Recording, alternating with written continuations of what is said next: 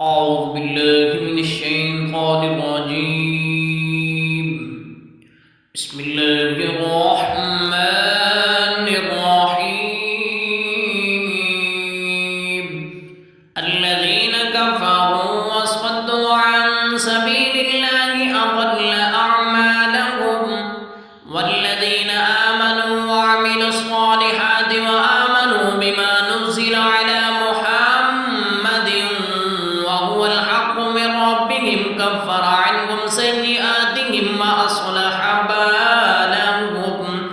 ذلك بأن الذين كفروا اتبعوا الباطل وأن الذين آمنوا اتبعوا الحق من ربهم كذلك يضرب الله للناس أمثالهم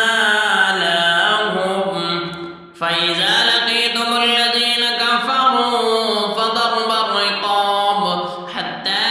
إذا أثخنتموهم فشدوا الوثاق فإما منا بعد وإما فداء حتى تضع الحرب أوزارها ذلك ولو يشاء الله لانتصر منكم ولكن ليبلو بعضكم ببعض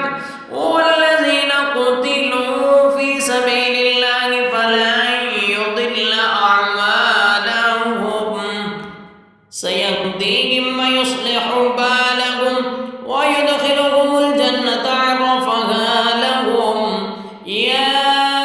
أيها الذين آمنوا إن تنصروا الله ينصركم ويثبت أقدامكم والذين كفروا فتعسا لهم وأضل أعمالهم ذلك بأنهم كرهوا ما أنزل الله فأحبط أعمالهم أفلم يسيروا في الأرض فينظروا كيف كان عاقبة الذين من قبلهم دمر الله عليهم وللكافرين أمثالها ذلك بأن الله مولى الذين آمنوا وأن الكافرين لا مولى لهم إن الله يدخل الذين آمنوا وعملوا الصالحات جنات تجري من تحتها الأنهار والذين كفروا يتمتعون ويأكلون كما تأكل الأنعام والنار مثوى لهم وكأي من قرية هي أشد قوة من قريتك التي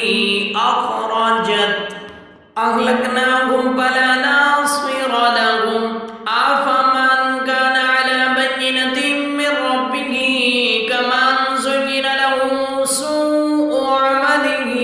واتبعوا أهواءهم مثل الجنة التي وعد المتقون فيها أنهار من ماء غير آسن وأنهار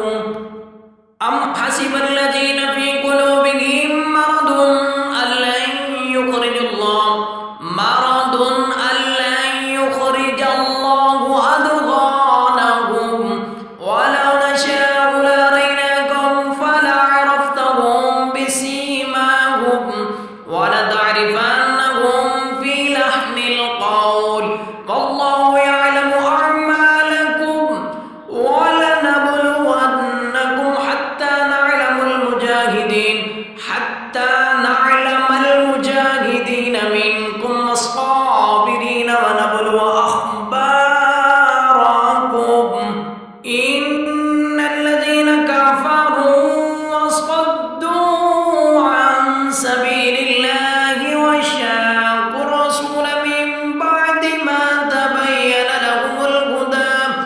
لن يضروا الله شيئا وسيحبط